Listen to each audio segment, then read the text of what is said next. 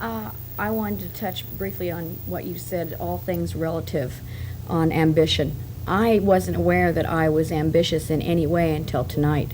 Good. And I realized as a child, I had set a goal without any awareness that I had set a goal. All right. I had resented my mother when my father would put on strike, when the company would go on strike. Right. She would cut back the food, never for herself or my dad, but for the kids. And my brother and I would sneak down the kitchen at night Steal it. and steal food. And this resentment said to me, you know, I'm never going to be without Be food. without food again. I'm going to find somebody See, that's going to that stock me with that food. decided the course of your whole life. That's didn't right. It? It did. And who? Anybody else here have? Let's hear your ambitions. Let's hear. You finished with that idea? Yeah, I just wanted to say that led into my present state, that it's not money, it's the food is the power. That's my riches right That's there. your riches and that's your And goal. it doesn't make any difference what kind of food, as long as that food's there when I want to go Are you get awake it. to that now? Does it Yeah, have I the am power? awake to it. Does it have the power as it once did now? It's lost a lot of power tonight, just through realizing where that Realization, event came. but if you allow the realization comes in, it pulls you back into an orbit and pulls you away from the power of the other orbit. You Yeah, see I that? understand that. The light's coming in. I mean, you realize that food or whatever it is has a power over you, and all of your objects of ambitions where you compensate for whatever it is that's missing. Okay? Yeah. They have a tremendous force, a gravity. It's like a gravity. And you have all your will to struggle against it, and then you give it power. It seems like you give it power by trying to stop yourself. It's like driving with the brakes on, right?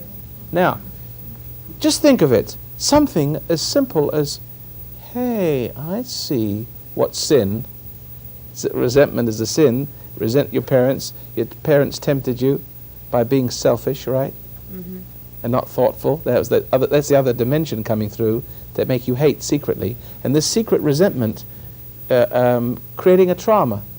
It wasn't the hunger. It wasn't the hunger, it was a their hunger. selfishness. Insecurity. Yeah. To have more food, to be secure. To know that they were not hungry at all, and to know that I resented them for making me feel hungry. Now, can you forgive them? Yes, I can, But because they I couldn't help understand. themselves either, Yeah, because couldn't. someone laid a trip on them that made them Oh, that yeah, way. they went through the depression. They started. Well, they went that way themselves. Yeah. Someone laid some strange trip on them, and it came out in that form to you. And this Mm-hmm. is your form. I want to say that tonight I became aware of more ways that I had been affected earlier when we discussed ambition. You also stated that the woman, the housewife, says, I'm going to be a better mother than my mother, I'm going to be a better wife, I'm going to be a better this and that. I'm not going to be poor like... I'm not going to be poor. Well, my thievery in my childhood went to school. I stole candy bars, I stole There it money, is, there and I it was is. caught. And I was punished in front of class. I had to stand in front of class and say, I'm a thief. And then This is good. I went into a woman's house that she had trusted me because I played the little Miss Prissy good girl. I was quite well at it, and I stole money off of her dresser. But the whole motive was to go spend it on candy. Food for that security. Yeah, to reimburse myself. And I was caught then again and made to take her money and to admit I was a thief and to give her. Nobody knew the underlying reason why you did those things. You weren't really a naughty girl. You had this insecurity or this poverty, this problem with your parents that deprived you of food when you were a kid, right? Well, it wasn't really the poverty. It was the overall selfishness. It was not that we didn't have food. It's that she chose not to let us have it. That she could have given us a little more to sustain our growing bodies and our summer energy, no school and the activities, but she didn't. And I just realized tonight why when I get money, that my compulsion is buy, and give everything to my kids. Give everything to And somebody. you give them buy more than somebody they ought stuff. to. You spoil More them than they rotten. should ever have. You spoil them rotten, Yeah. right? And the biggest area is in food. So that trying to overcompensate my desires to have what I couldn't have or what I felt I should have had. The variation to this theme is legion. Everybody sitting in this room can identify with that in their own form. But the principle's the same. That you're tricked into having an ambition, a goal, because of some trauma through which the spirit of pride and insecurity enters and is made good by whatever marriage. I'm going to have a marriage. I'm not going to have a marriage like my mother had. I'm not going to deny myself food like my mother denied me food. So it's like this lady here. Your whole life is affected by these strange goals. Each one of you have your own silly goals, based upon silly securities, based upon a spirit of something entering at a moment of stress or temptation or violence. Right? Anybody else have any? You see, this lady's going to get better when she walks out of here tonight because she was bold enough, to speak up, and expose it to the light.